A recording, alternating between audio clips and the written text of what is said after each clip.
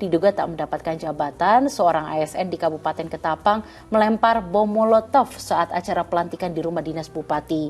Beruntung pelaku dapat diamankan petugas yang berjaga.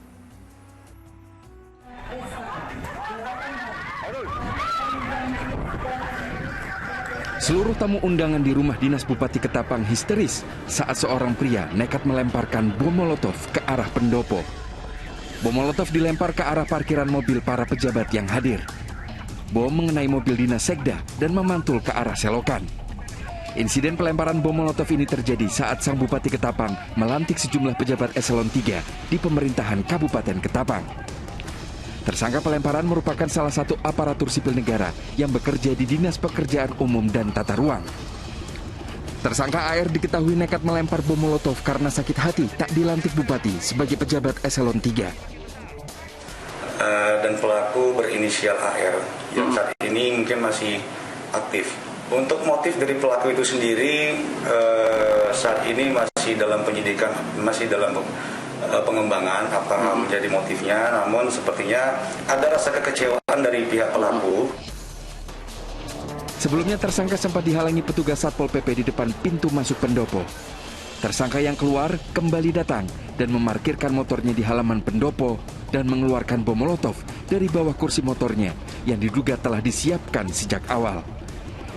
Dede Iskandar melaporkan dari Ketapang, Kalimantan Barat. Ya, semoga pelaku dapat menerima kenyataan bahwa harapannya ini tidak hanya sirna, tapi juga terancam masuk penjara karena ulahnya. Nah, ini kan menarik nih ya Ustaz kalau kita lihat berita tadi. Karena ada orang yang sampai nekat melakukan tindakan kriminal hanya karena harapannya tidak sesuai dengan kenyataannya. Mungkin ia sakit hati, dia ingin bisa dilantik, tapi kenyataannya kan enggak nih Ustaz. Nah, ini pertanyaannya nih Ustaz, sebenarnya bagaimana sih sikap kita jika kita nih berada dalam kondisi tersebut Ustaz? Ya, nauzubillah min dzalik, ya, jangan sampai kita berada dalam keadaan tersebut karena ini kan dengki ya, hasud, iri itu kan waktu itu penyakit hati ya. Jadi kalau di dalam agama itu disebutkan la tahsad ahadan bi ni'matin fa anta la ta'lamu maza hadallahu minhu. Janganlah kamu iri kepada seseorang pun karena sebuah nikmat yang dia dapatkan. Karena kamu tidak pernah tahu apa yang telah Allah ambil darinya. Ini dalam banget. Jadi kita tuh kadang-kadang iri karena kita melihat sesuatu yang nikmat yang dia dapatkan, ya kita lihat hanya itunya saja. Padahal proses untuk menuju situ kita tidak tahu. Proses menuju seperti ketika dia dalam keadaan sukses itu sebelumnya seperti apa, atau setelahnya, nauzubillah, kita tidak tahu seperti apa karena kita tidak tahu apa yang telah Allah ambil darinya. Nah, jadi jangan bersedih karena sebuah musibah karena kau tidak tahu apa yang akan Allah hadiahkan untukmu. Itu kebalikannya. Ya, jadi kita itu tidak boleh iri ya ke atas nikmat itu. Karena apa? Karena tentu ketika dia belum diangkat ya menjadi eselon 3 ataupun diangkat menjadi pejabat dan lain-lain, tentu Allah lebih tahu mana yang baik atau mana yang buruk bagi dirinya. Ya, dia mungkin belum siap, apakah nanti takut terjadi segala sesuatu yang buruk jika dia dilantik pada saat itu. Nah, karenanya disinilah perlu keikhlasan terhadap ketetapan Allah tersebut. Dan kalau misalnya seharusnya seorang muslim ketika dia gagal, artinya disitulah kemudian dia harus ikhtiar optimal lebih ya dari usahanya semuanya, harus kemudian bermuhasabah apa yang membuat dia tidak saat itu belum berhasil dan lain-lain. Dan inilah yang menjadi sebetulnya ladang amal buat dia. Jadi kegagalan itu atau tidak sesuai dengan harapan itu sebetulnya ladang amal.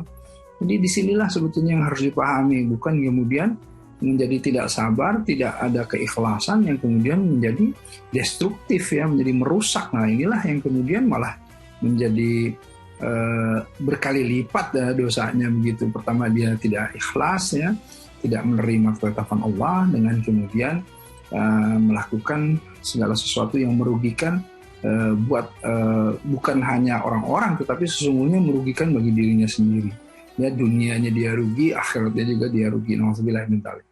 Bila min zalik, bisa dikatakan berarti orang tersebut karena tidak bisa mengontrol emosinya, kekesalannya, dia berarti bisa dikatakan menzolimi diri dia sendiri gitu ya Ustaz.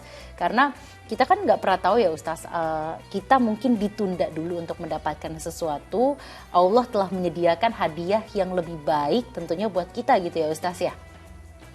Iya betul. Jadi sebetulnya kita tuh kadang-kadang hanya lihat di akhir aja gitu ya. Ketika wah ini Mbak Sheila sudah sukses, sudah menjadi penyiar yang hebat, ya selalu tampil dengan baik begitu. Tapi kan dia tidak tahu perjuangan seperti apa yang dilakukan, perjuangan, kesabaran, mungkin juga ada sesuatu yang harus dikorbankan gitu ya. Ya tentu dari mulai waktunya, dari mulai segala sesuatunya, dan itulah yang kemudian mereka tidak hitung, yang kemudian mereka pikir dengan singkat saja orang instan mendapatkan sesuatu sampai akhirnya dia iri terhadapnya. Tapi kalau diceritakan betapa perjuangannya, boleh jadi dia juga tidak mau melewati perjuangan tersebut kan gitu intinya. Iya, jadi bisa dikatakan kita tidak boleh iri dengan kehidupan orang lain gitu ya Ustadz. Tetap fokus ke kehidupan kita. Jika ada teman kita lebih sukses dari kita, mungkin kita harus mencontohnya gitu ya Ustadz. Jangan memikirkan gimana sih kok dia bisa dapat, kita enggak gitu ya. Mungkin Allah menunda untuk mendapatkan yang lebih baik buat kita.